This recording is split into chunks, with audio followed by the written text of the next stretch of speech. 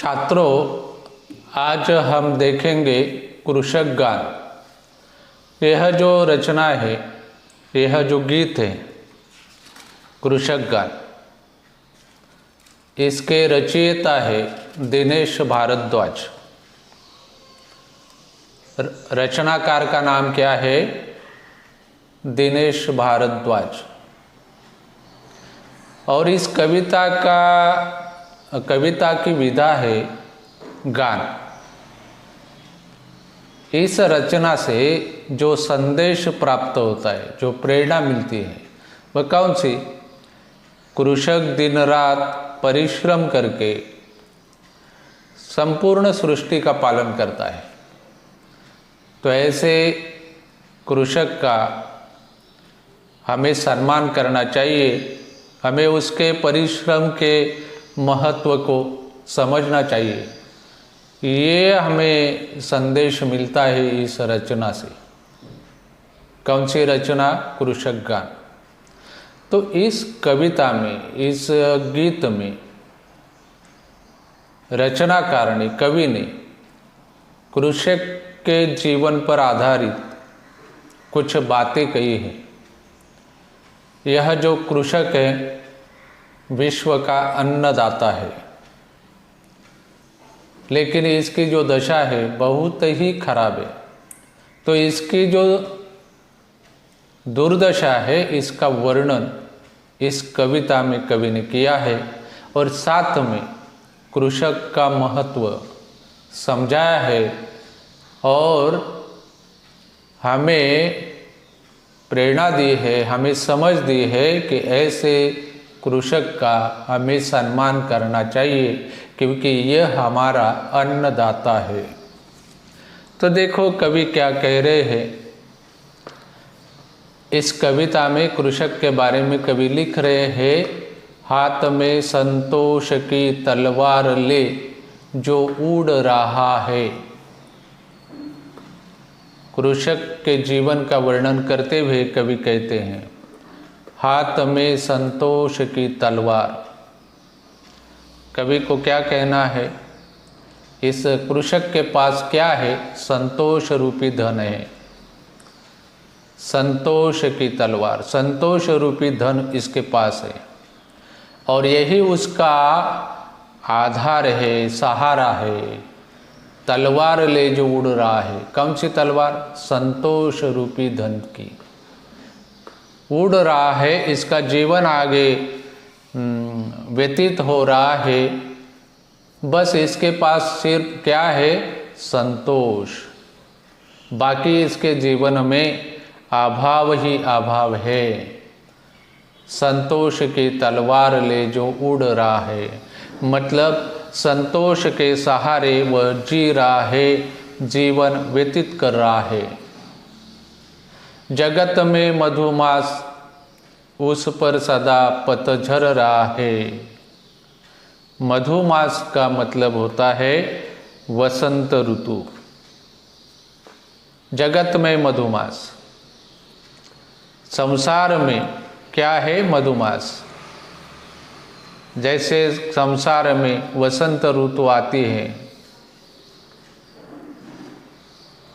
मतलब ये है संसार के जीवन में, अन्य लोगों के जीवन में सुख आता है, आनंद के क्षण आते हैं, समृद्धि आती है। जगत में मधुमास। विश्व के अन्य लोगों के जीवन में आनंद आता है, सुख आता है, उस पर सदा पतझर रहा है। लेकिन किसान के जीवन में हमेशा क्या है? पतझड़। उसके जीवन में हमेशा दुख ही दुख है, अभाव ही अभाव है। मतलब ये है कि ऋतुएं बदलती है, लोगों की परिस्थितियाँ बदलती है, लेकिन किसान का जीवन नहीं बदलता। उस पर सदा पतझर रहा है। उसके जीवन में, उसके भाग्य में हमेशा अभाव ही अभाव है। पतझड़ का यहाँ मतलब है अभाव। किसके जीवन में? किसान के जीवन में। ऐसी उसकी स्थिति है। दीनता अभिमान जिसका, ऐसा जीवन होने के बावजूद भी, उसकी इतनी बुरी दशा होने के बावजूद भी दीनता अभिमान जिसका, ये जो किसान है ये अपनी हीन दीन दशा पर नाज करता है। अभिमान जिसका, नाज करता है किस पर? दीनता पर, अपनी हीन दीन दशा पर इसको नाज है। गरीबी पर इसको नाज है। दीनता अभिमान जिसका, आज उस पर मान कर लूँ।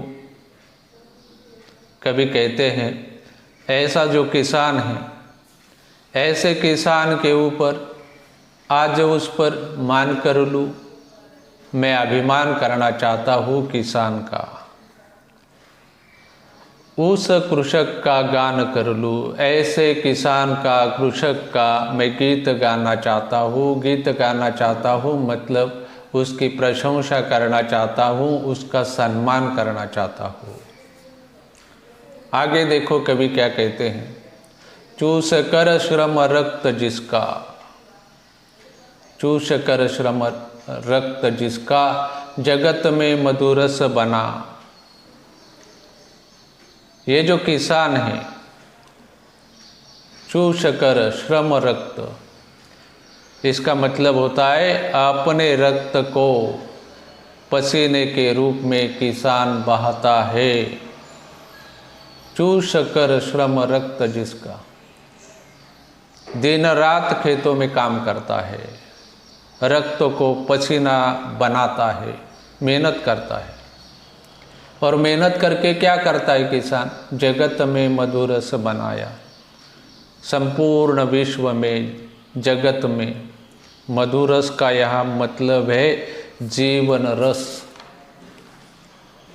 विश्व में जीवन रस ये पैदा करता है, विश्व को जीवन रस प्रदान करता है। कौन? किसान। कैसे? श्रम रक्त बहाकर, रात दिन मेहनत करके। एक सी जिसको बनाई, सृजक ने भी धूप छाया।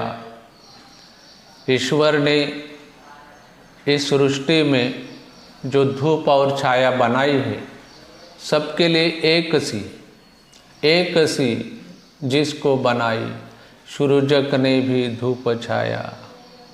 ईश्वर ने बनाई सृष्टि में, उसके लिए जो धूप और छाया है दोनों एक ही जैसे हैं। मतलब ये है धूप हो या छाया हो, कृषक की स्थिति बदलती नहीं, उसके जीवन में कभी सुख समृद्धि आती नहीं। धूप हो और छाया हो, दोनों एक ही जैसी। किसने बनाई? ईश्वर ने बनाई। एक सी जिसको बनाई, सृजक ने भी क्या बनाई? धूप और छाया। धूप वैसी और छाया भी वैसी, एक सी बनाई। मौसम कैसे भी बदले, कृषक की स्थिति नहीं बदलती। मनुजता के ध्वज तले, आवाहन उसका आज कर लूँ, उस कृषक का गान कर लूँ। कभी कहते हैं मैं मानवता के साथ उसका आवाहन करना चाहता हूँ, उसका सम्मान करना चाहता हूँ। मैं कृषक के गीत गाना चाहता हूँ। विश्व का पालक बन जो अमर उसको कर रहा है। विश्व का पालक मतलब अन्नदाता। कृषक कौन बनता है? विश्व का अन्नदाता, विश्व का पालक। विश्व का पालक बन जो, संपूर्ण संसार का अन्नदाता है कौन? किसान। अमर उसको कर रहा है, अन्न पैदा करके, अन्न निर्माण करके विश्व का वह पालन करता है। अमर उसको कर रहा है, जीवन प्रदान करता है विश्व को, लोगों को जीवन देता है कृषक। अमर उसको कर रहा है कौन है ये किसान? विश्व का पालक, विश्व का पालन करने वाला, विश्व का अन्नदाता। किंतु अपने पालितों के पद दलित हो मर रहा है। उसकी स्थिति कैसी है? विश्व को जीवन प्रदान करता है, विश्व का वह पालक बन जाता है, लेकिन उसकी स्थिति कैसी है? ये अफसोस की बात है, दुख की बात है। अपने पलितों के, जिनको वह पालता है, अपने पलितों के, जिन लोगों को वह अन्न देता है, जीवन देता है, ऐसे जिन लोगों को वह पालता है, उन्हीं लोगों के द्वारा पद दलित हो मर रहा है। उन्हीं के द्वारा पद दलित किया जाता है, अपमानित किया जाता है। कौन? किसान। किसके द्वारा? जिनको पालता है उन्हीं के द्वारा, उन्हीं के द्वारा उसको पद दलित किया जाता है, पैरों तले कुचला दिया जाता है। तो कभी कहते हैं आज उससे कर मिला, उसका हाथ पकड़कर, आज उससे कर मिला, उसका हाथ पकड़कर नव सृष्टि का निर्माण कर लूं।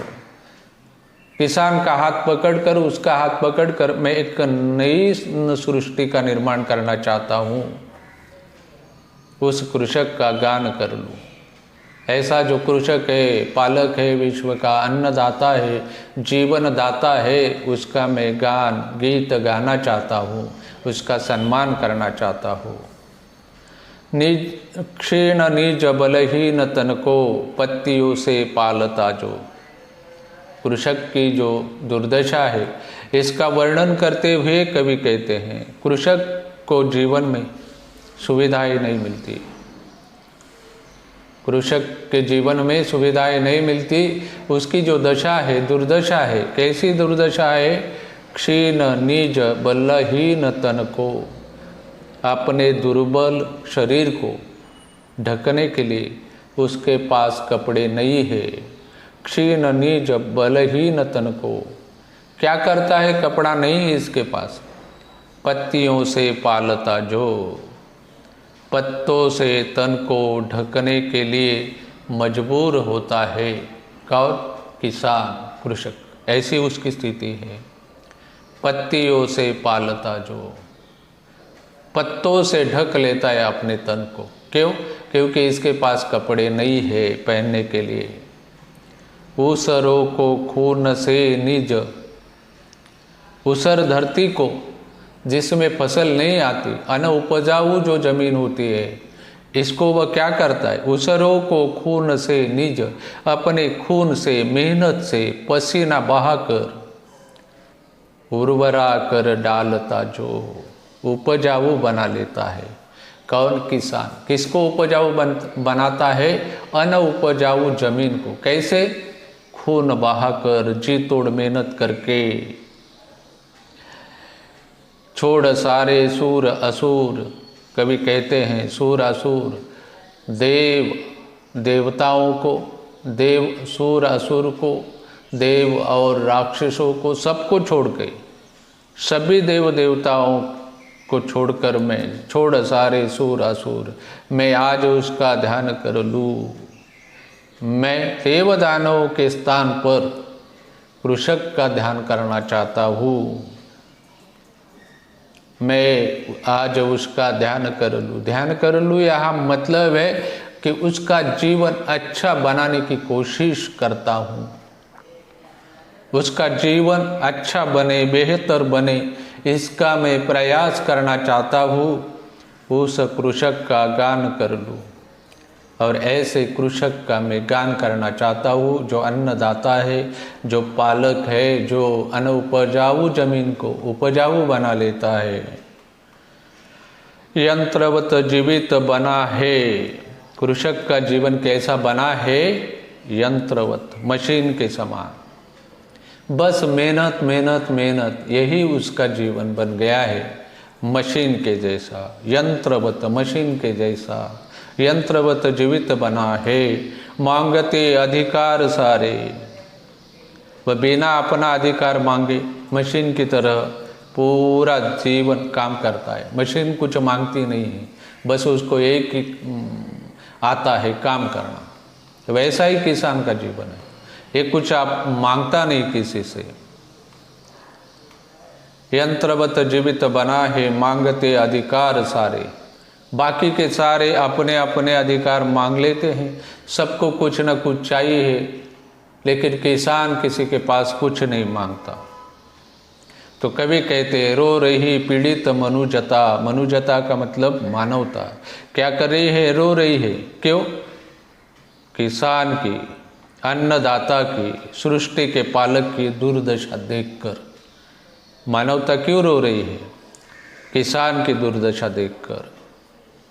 आज अपनी जीत हारे, आज अपनी जीत हारे। मैं कण कण जोड़कर कण कण उसी के नीड़ का निर्माण कर लूँ। मैं एक एक कण जोड़कर कृषक के लिए ऐसे नीड़ का निर्माण करना चाहता हूँ। नीड़ का मतलब घर, मकान। ऐसा घर, ऐसी परिस्थिति निर्माण करना चाहता हूँ कि किसान को अच्छा जीवन मिले, जीने के लिए सुविधाएं मिले। नीड़ का निर्माण कर लूँ। मानवता हार गई है। जो अन्नदाता है, जो पालक है, उसी की दुर्दशा है। तो ऐसे किसान के लिए, कृषक के लिए मैं पूरी शक्ति लगा के, कण कण जोड़ कर पूरी शक्ति लगा के एक ऐसे घर का निर्माण करना चाहता हूँ। मतलब किसान के जीवन में सुविधाएं देने की कोशिश करना चाहता हूँ। उस कृषक का गान कर लूँ। मैं ऐसे कृषक का गीत गाना चाहता हूँ, ऐसे कृषक का मैं सम्मान करना चाहता हूँ। कवि इस कविता के द्वारा कृषक का महत्व हमें समझाते हैं और कृषक के सम्मान की बात करते हैं कि वह हमारा पालक है, वह हमारा अन्नदाता है, वह हमारा जीवन दाता है, तो हमें उसका सम्मान करना चाहिए। ऐसी ये कविता कृषक गान दिनेश भारद्वाज की हमने यहाँ देखी है।